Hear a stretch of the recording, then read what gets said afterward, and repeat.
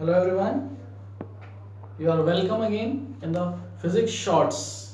Today we are going to have first short of physics, as we have promised you that we will learn together. और आज का हमारा first session first short of physics आपके लिए one of the important questions, one of the important topics of board exams, either in CBSE, either in ISC, किसी भी board में, या फिर आप हिंदी मीडियम से भी हों, तब भी ये टॉपिक आपके लिए बहुत इंपॉर्टेंट होगा और you have to learn it. और आगे भी कॉम्पिटिटिव एग्जाम्स के लिए भी आप जाएंगे तो ये टॉपिक आपके लिए बहुत इंपॉर्टेंट टॉपिक्स में से है और बिगिनिंग फिजिक्स की यहीं से हो रही है। तो फिजिक्स, पूरा फिजिक्स जो है वो डिवाइड किया गया है मैनी यूनिट्स में। उसमें से हमारी फर्स्ट यूनिट बनती है इलेक्ट्रोस्टैटिक्स। इलेक्ट्रोस्टैटिक वर्ड से अगर हम मतलब समझ जाते हैं, so what does it represent. Electro तो चार्ज को रिप्रेजेंट करता है, कुछ चार्ज से रिलेटेड है, और स्टैटिक्स, ये स्टैटिक्स का मीनिंग होता है स्टेशनरी या रेस्ट में। तो यहाँ पर इस पूरी यूनिट में जितने भी हम चैप्टर्स या जितने भी टॉपिक्स हम पढ़ते हैं, उन सभी में charges remains at the rest. और इसका सेकंड पार्ट जब आता है तो उसमें करंट इलेक्ट्रिसिटी हो जाता है। करंट इलेक्ट्रिसिटी यूनिट नाम बन जाता है जहां पर चार्जेस मोशन में आते हैं। फिलहाल हमें बात करनी है इलेक्ट्रोस्टैटिक यूनिट से। फर्स्ट टॉपिक है हमारा कूलम्स लॉ। कूलम्स लॉ एक इंपॉर्टेंट टॉपिक होता है एग्जाम में, जिस पर काफी क्वेश्चंस पूछे जाते हैं। आइए बात करते हैं क्या होता है कूलम्स लॉ। तो कूलम्स लॉ को समझने के लिए आपको पहले पॉइंट चार्ज का कंसेप्ट समझना होगा। पॉइंट चार्ज,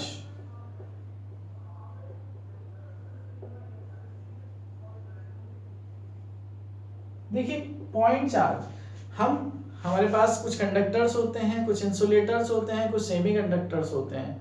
यहाँ पर हम बात करेंगे उन कंडक्टर्स की जिनको हम चार्ज कर सकते हैं, जिन पर चार्ज प्रोवाइड कर सकते हैं, या कोई इंसुलेटर है तो उसमें किसी मेथड से आप चार्ज प्रोवाइड कर सकते हैं। चार्ज बॉडीज, जिसमें चार्ज स्टेशनरी रहेगा, charge is not going to move. ठीक है, तो पॉइंट चार्ज उसे कहा जाता है कि किसी भी बॉडी को दिया गया चार्ज उस पूरी बॉडी पर स्प्रेड हो सकता है, कि वो पूरी बॉडी पर स्प्रेड हो रहा हो। In case of metallic conductors ऐसा होता है कि चार्ज हम देते हैं, पूरी बॉडी पर फैल जाता है। लेकिन अगर हम उस पूरी बॉडी के चार्ज को एक पॉइंट पर कंसंट्रेटेड मान लेते हैं, तब सेम इफेक्ट क्रिएट करता है जैसे कि वो पूरी बॉडी पर स्प्रेड होने के बाद करता है। और पूरी बॉडी पर अगर चार्ज स्प्रेड होगा तो पूरी बॉडी के साइज और उसके वॉल्यूम को भी कंसीडर करना पड़ेगा। तो हम उस बॉडी को, उस चार्ज को एक पॉइंट पर कंसंट्रेटेड मानकर हम उन सारी कैलकुलेशन से बच जाते हैं। तो पॉइंट चार्ज का concept is very easy and necessary for our calculations. ठीक है, तो यहां पर हम जब भी बात करेंगे वो सारे के सारे पॉइंट चार्जेस ही होंगे। All are point charges. और पॉइंट चार्जेस क्या होते हैं? दो तरह के चार्जेस होते हैं हमारे पास, पॉजिटिव चार्जेस और नेगेटिव चार्जेस।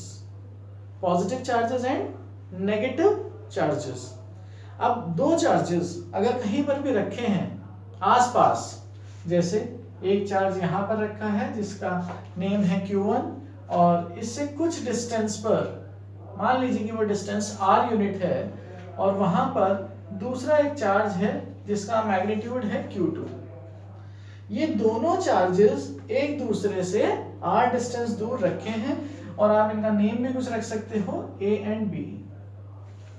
तो कहीं पर भी अगर टू पॉइंट चार्जेस प्रेजेंट हैं, हमने कहा सारी थ्योरी जहां पर भी हम चार्जेस के बारे में डिस्कशन कर रहे होंगे वो चार्जेस पॉइंट चार्जेस ही होंगे। ये अंडरस्टूड रहेगा, आप क्लियर है?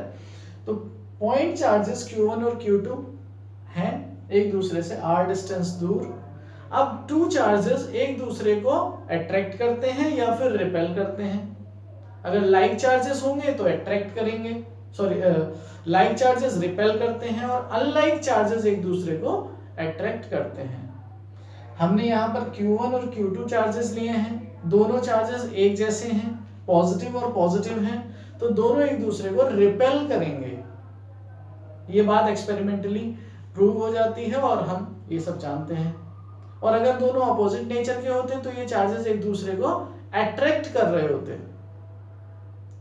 लेकिन ये जो अट्रैक्शन है या ये जो रिपल्शन है, इस फोर्स का मैग्नीट्यूड कितना है, इसकी वैल्यू क्या है, कितना फोर्स ये एक दूसरे पर अप्लाई कर रहे हैं, वो फोर्स की वैल्यू हमें कूलम्स लॉ से मिलती है। The force acting between 2 point charges is given by Coulomb's law. अब देखते हैं, according to Coulomb's law,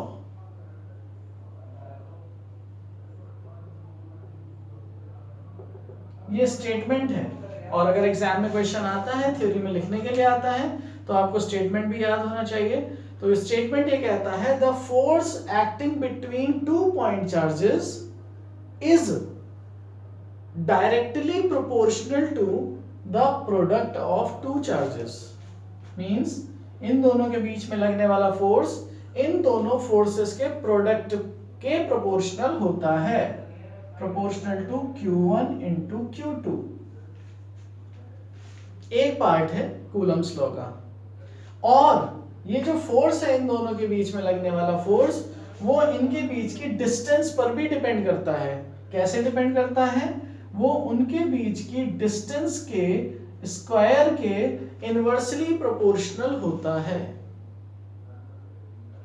तो अगर हम कंबाइन कर दें पूरा सेंटेंस, पूरा लॉ, तो ये कहते हैं, according to Coulomb's law, the force acting between 2 point charges is directly proportional to the product of 2 charges and inversely proportional to the square of distance between the 2 charges. This is the statement। और ये वो theoretical statement है, ये mathematical statement है। आप इन दोनों को combine करेंगे आपस में, तो आपको एक expression मिलेगा, F is proportional to Q1 into Q2 upon R square। ये स्टेटमेंट हो गया कूलम्स लॉ का। अब यहां पर हमें अगर क्वेश्चन सॉल्व करने होंगे तो हमें प्रोपोर्शनैलिटी के साइन को रिमूव करना होगा और वहां पर इक्वल का साइन होना चाहिए। F equals to some value we should obtain. तो प्रोपोर्शनैलिटी के साइन को जब इक्वल में चेंज करते हैं तो वहां पर एक कांस्टेंट ले लिया जाता है, क्योंकि ये इसके प्रोपोर्शनल तभी आ रहा होगा जब प्रोपोर्शनल आ रहा है। प्रोपोर्शनल का मतलब एग्जैक्टली ये इसके इक्वल नहीं है, बट प्रोपोर्शनल का मतलब कोई कांस्टेंट नंबर से मल्टीप्लाई करेंगे तब उससे f मिल जाएगा। उस कांस्टेंट नंबर में किसी दूसरी वैल्यू से मल्टीप्लाई करेंगे तब फोर्स मिल जाएगा। तो इसीलिए जब प्रोपोर्शनैलिटी कहीं पर होती है तो उस साइन को रिमूव करने के लिए आपको एक इक्वल का साइन में जब कन्वर्ट करते हैं तब आपको एक कांस्टेंट लेना होता है। And let that constant be k, small k मान लीजिए, और k का नाम है प्रोपोर्शनैलिटी कांस्टेंट। तो k बन जाता है F is equals to k times Q1 into Q2 upon R square. इस तरह से हम इसको बॉक्स में बंद कर देते हैं और ये स्टेटमेंट और ये फॉर्मूला हम याद रखेंगे एज कूलम्स लॉ। क्या मिला है हमें इससे? यहां से मिला है फोर्स, किसके? दोनों पॉइंट चार्जेस के बीच में लगने वाला फोर्स कितना होगा, किस पर डिपेंड करता है? दोनों चार्जेस के मैग्नीट्यूड पर डिपेंड करता है। चार्जेस बहुत हाई वैल्यू के होंगे, बड़े बड़े चार्जेस होंगे तो फोर्स की वैल्यू लार्जर आएगी। और डिस्टेंस के स्क्वायर के इनवर्सली प्रोपोर्शनल होता है। अगर डिस्टेंस इंक्रीज करेंगे आप तो फोर्स कम हो जाएगा। दोनों चार्जेस को एक दूसरे से दूर दूर रखेंगे तो उनके बीच में लगने वाला फोर्स डिक्रीज होगा, और अगर क्लोज लेकर आएंगे तो फिर जो फोर्स होता है वो इंक्रीज होता चला जाएगा। सिंपल सा एक एग्जांपल है, अगर आप इसको 2 टाइम्स डिस्टेंस को, 2 पॉइंट चार्जेस के बीच के डिस्टेंस को 2 टाइम्स इंक्रीज कर देते हैं, आप उसे डबल कर देते हैं, तब फोर्स 2 का स्क्वायर करेंगे 1/4 हो जाएगा। मींस उनके बीच में लगने वाला फोर्स 1/4 हो जाएगा। This is the impact. इस आर स्क्वायर के इनवर्सली प्रोपोर्शनल होने की वजह से इस लॉ को इनवर्स स्क्वायर लॉ, इस लॉ को इनवर्स स्क्वायर लॉ भी कहते हैं। ऐसा ग्रेविटेशनल लॉ भी होता है, टू मासेस के बीच में लगने वाला फोर्स उनके मासेस के प्रोडक्ट के प्रोपोर्शनल होता है और उनके बीच के डिस्टेंस के स्क्वायर के इनवर्सली प्रोपोर्शनल होता है। That is also a type of inverse square law. अब आगे बात करते हैं, ये आपको फोर्स का मैग्नीट्यूड प्रोवाइड कराएगा और फोर्स का अगर Q1, Q2 और R को आपने SI सिस्टम में रखा है, K की फिक्स्ड वैल्यू आपको मिल जाती है। That value of K is 9 into 10 raised to the power 9। Fixed है, कांस्टेंट वैल्यू है, ये कांस्टेंट इतना हो जाता है और ये कांस्टेंट डायमेंशनल कांस्टेंट है। दो तरह के कांस्टेंट्स होते हैं, एक डायमेंशनलेस कांस्टेंट होते हैं, कुछ डायमेंशन वाले कांस्टेंट होते हैं। तो ये डायमेंशन वाला कांस्टेंट है, इसकी डायमेंशंस क्या होंगी, इसकी यूनिट्स क्या होंगी, उसके लिए आप यहां से K की वैल्यू निकाल लेंगे F into R square upon Q1 Q2। तो सॉल्व करके न्यूटन मीटर स्क्वायर पर कूलम स्क्वायर यूनिट बन जाती है K की वैल्यू। तो आप यहां पर K की फिक्स्ड वैल्यू है, आपको याद रखनी होगी, 9 into 10 raised to the power 9 newton metre square पर कूलम स्क्वायर होता है। अब ये K एक इंपॉर्टेंट फैक्टर है। K की value 9 into 10 to the power 9 तब है जब फोर्स न्यूटन में, डिस्टेंस मीटर में और चार्जेस की यूनिट कूलम है। अगर आपने यहां पर डिस्टेंस को सेंटीमीटर में रखा तो ये वैल्यू भी चेंज हो जाएगी। तो SI सिस्टम में when all the other quantities are being kept in their SI system, then the value of K is 9 into 10 raised to the power 9।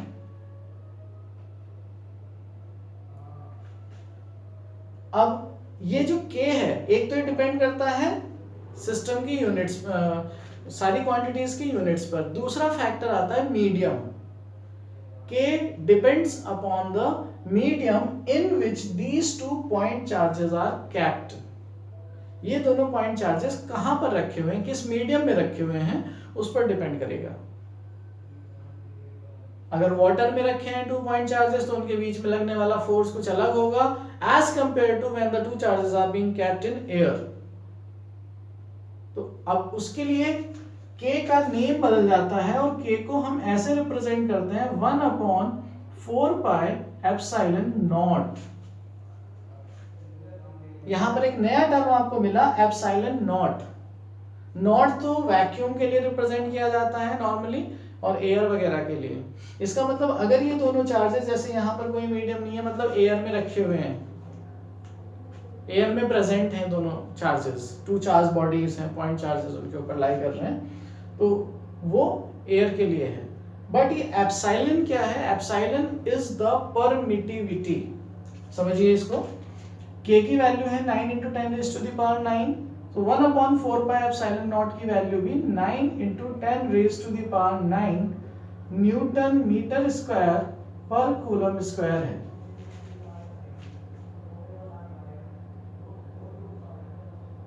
अब आप यहां से एप्सिलॉन नॉट की वैल्यू निकालना अगर चाहेंगे तो ये इधर चला जाएगा और ये लेफ्ट साइड में आ जाएगा। तो क्या बनेगा relation, 1/4 pi into 9 into 10 raised to the power 9 equals to epsilon not. और इसको सिंप्लीफाई करके आप सिंप्लीफाई कर सकते हो, 4 into पाई की वैल्यू 22/7 या फिर 3.14 रखेंगे और फिर सॉल्व करेंगे। Then you will get the answer 8.85 into 10 raised to the power -12। ये इसकी वैल्यू के साथ। अब यूनिट, क्योंकि 9 into 10 to the power 9 यहां पर आया है तो इसकी यूनिट रेसिप्रोकल होकर कूलम स्क्वायर पर न्यूटन मीटर स्क्वायर हो जाती है और इसको भी आपको याद रखना चाहिए। Epsilon not. अब ये एप्सिलॉन क्या है, एप्सिलॉन का नेम है सिंबल का नेम तो है एप्सिलॉन, EPSILON, एप्सिलॉन, और ये नॉट है इसके साथ में लगा हुआ, जीरो जो बना हुआ है। और नेम है, ये किसको रिप्रेजेंट करता है? एप्सिलॉन सिंबल का नेम है, रिप्रेजेंट किसको करता है? इट रिप्रेजेंट्स परमिटिविटी,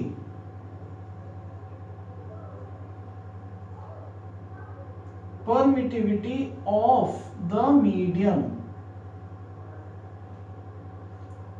मीडियम यहां पर अगर नॉट लगा है तो मतलब वैक्यूम के लिए बात हो रही है, permittivity of the medium.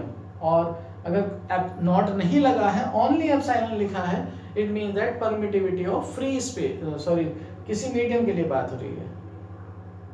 Epsilon not किसके लिए है? फ्री स्पेस के लिए है या फिर वैक्यूम के लिए है।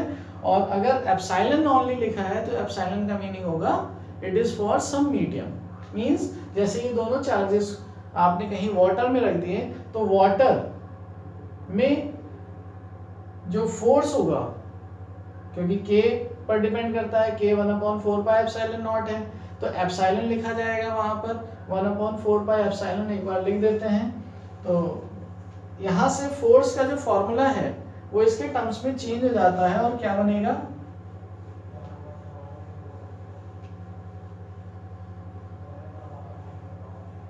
देखिए फोर्स का फॉर्मूला यहां से चेंज होकर के बन जाता है F = 1/4 पाई एप्सिलॉन नॉट, अगर दोनों चार्जेस एयर में रखे हैं, into Q1 Q2 upon R square, Q1 Q2 upon R square.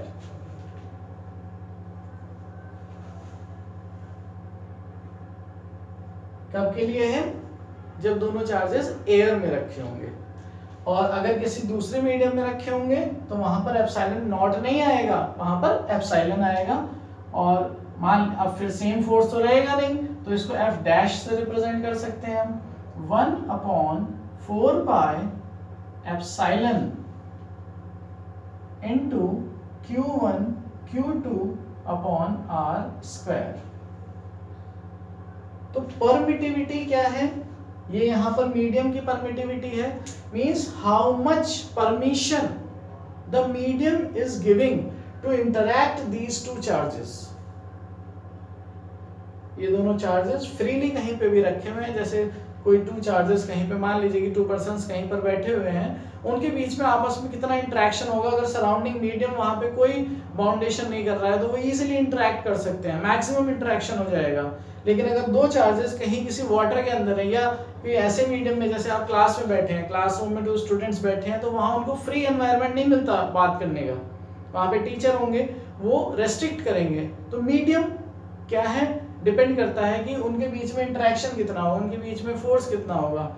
और जैसे लाइक है तो मान लीजिए 2 स्टूडेंट्स एक दूसरे से लड़ रहे हैं, अगर कोई टीचर नहीं है क्लास में या बाहर कहीं पर वो हैं, ओपन एनवायरनमेंट पे हैं, तो एक दूसरे से मैक्सिमम इंटरेक्शन कर सकते हैं, मैक्सिमम फोर्स लगा सकते हैं, एक दूसरे को खूब धक्का मुक्की कर सकते हैं। लेकिन अगर वही दोनों स्टूडेंट क्लास में बैठे हैं in presence of the teacher, अगर वहां पे टीचर है तो वो क्या करेंगे? उतना इंटरेक्ट नहीं कर पाएंगे, उतनी जोर से एक दूसरे को नहीं पुश कर पाएंगे, एक दूसरे से नहीं लड़ पाएंगे जैसे वो फ्री टाइम में कर पा रहे थे। और उसमें भी एक और कंडीशन ऐसे लगा सकते हैं आप कि अगर टीचर एक टीचर हैं जो कम स्ट्रिक्ट हैं, एक दूसरे टीचर हैं जो ज्यादा स्ट्रिक्ट हैं, तो जो ज्यादा स्ट्रिक्ट वाले उनके सामने तो हिल भी नहीं पाएंगे, तो इंटरेक्शन बहुत कम हो जाएगा।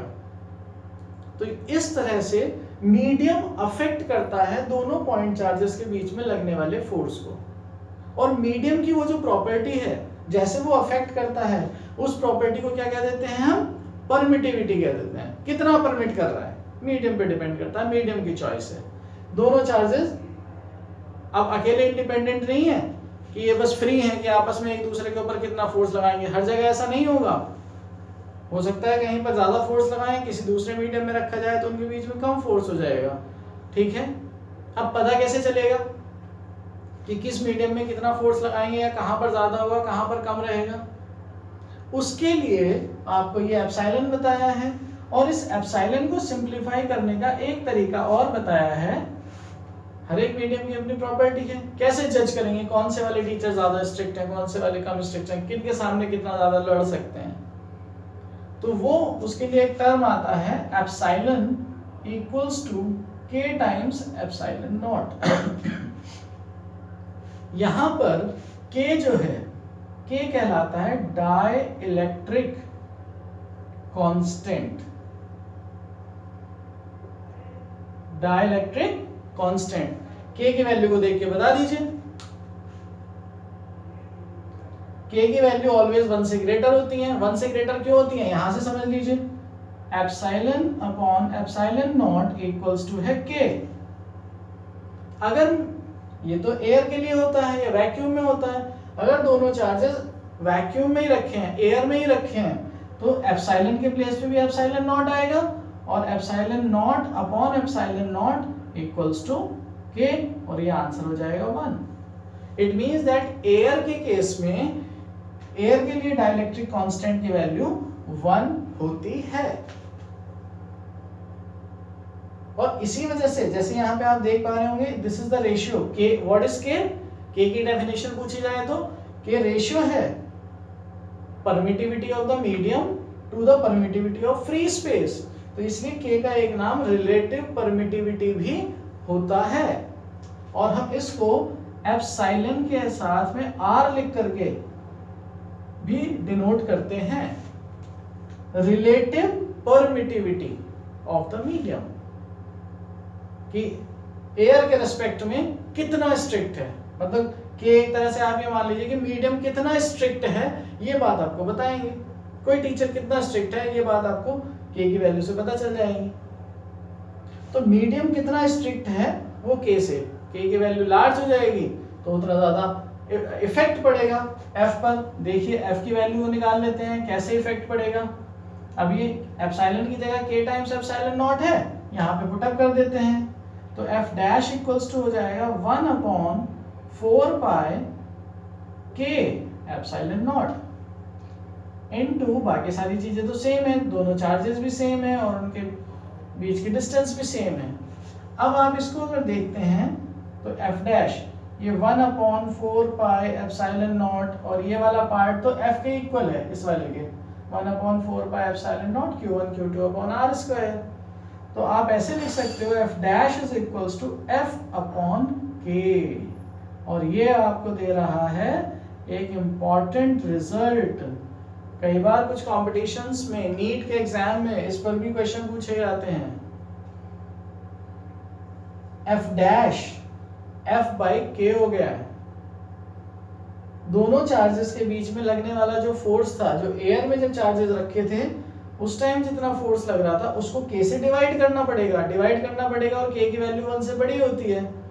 तो जब किसी नंबर को 1 से बड़ी वैल्यू से डिवाइड करेंगे तो answer less than that number आएगा। It means that f dash is less than f।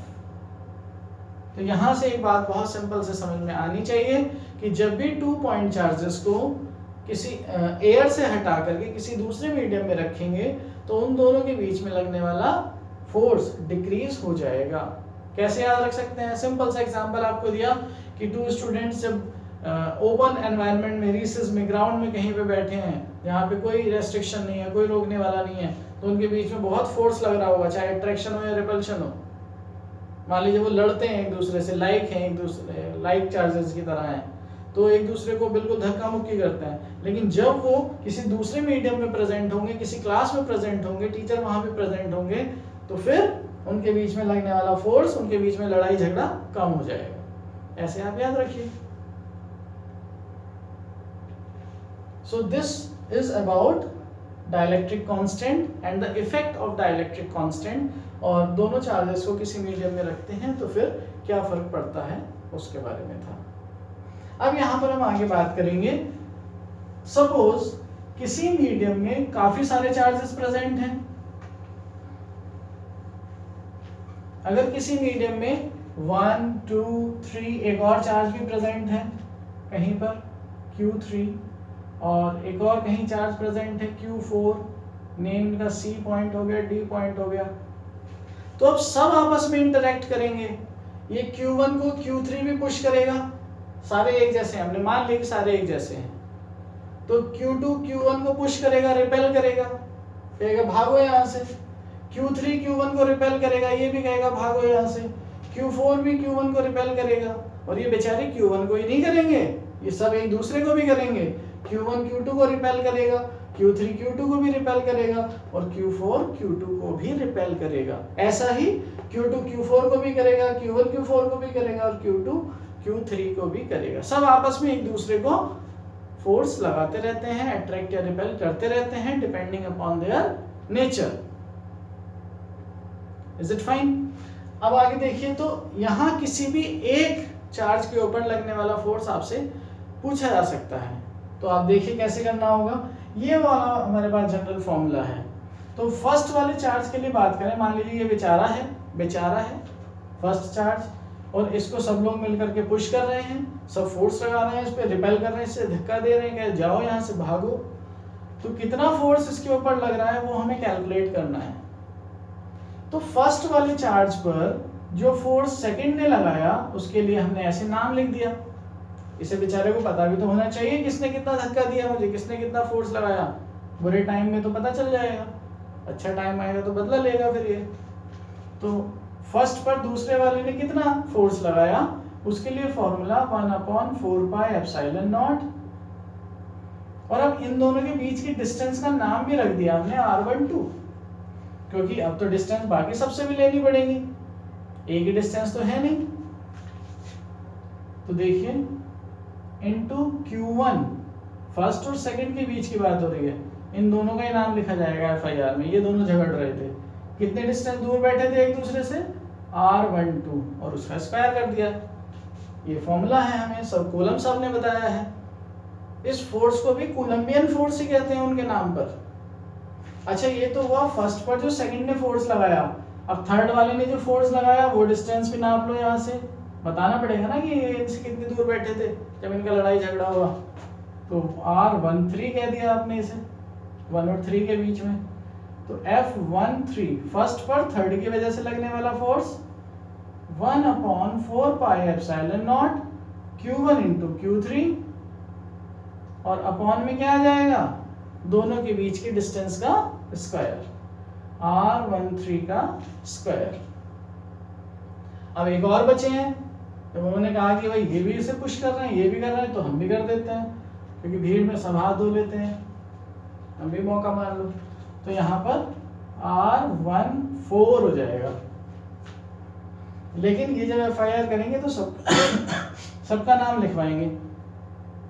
तो इन्होंने कह दिया F14, इसने भी मुझे पुश किया था, फोर्थ वाले ने भी। मैंने कहा कितना फोर्स लगाया था, मैंने कहा अभी बता देते हैं, 1/4 पाई एप्सिलॉन नॉट, तो सब में कॉमन था। और इन्होंने कहा Q1 इंटू Q4, और अपॉन ये कितनी दूर बैठे हैं, 1/4 डिस्टेंस पर, और उसका स्क्वायर।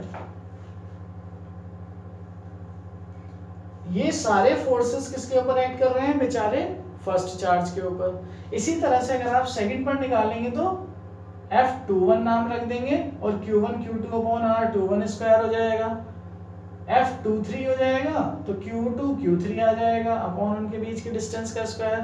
और 2 पर 4 की वजह से लगने वाला फोर्स निकालना होगा तब 1/4 pi epsilon not Q2 Q4 upon r24 का स्क्वायर।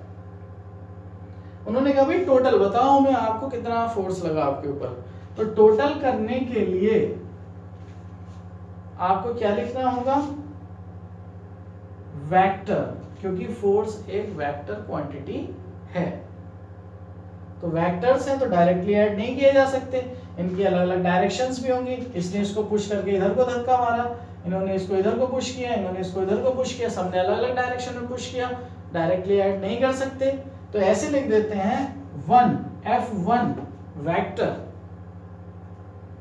फर्स्ट वाले चार्ज के ऊपर लगने वाला फोर्स इक्वल्स टू क्या है, F12 vector plus F13 vector plus F14 vector and so on. इस तरह के और भी अगर कोई होते तो उन सब का नाम यहाँ पे लिखा देते, F4 FIR कर देते उनके नाम की, सब हमें पुश कर देते। इस प्रिंसिपल को इस तरह से जब आप एक चार्ज के ऊपर लगने वाले सारे फोर्सेस का रिजल्टेंट, इनको कहते हैं resultant of all the forces acting on one charge, और ये जो मेथड है इसको कहते हैं principle of superposition. This is the principle of superposition.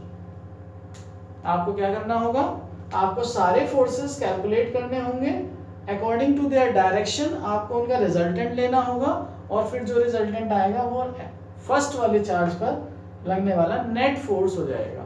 ऐसा ही आप किसी भी चार्ज के लिए कर सकते हैं। तो this is the resultant force due to the multiple charges being present in the system. ये था कूलम्स लॉ का इंट्रोडक्शन और उससे कुछ रिलेटेड इंपॉर्टेंट बात। अब इसमें एक इंपॉर्टेंट बात और आती है जो होता है vector form of Coulomb's law. और vector form of Coulomb's law क्यों हमें उसकी जरूरत पड़ती है? Because force is a vector quantity.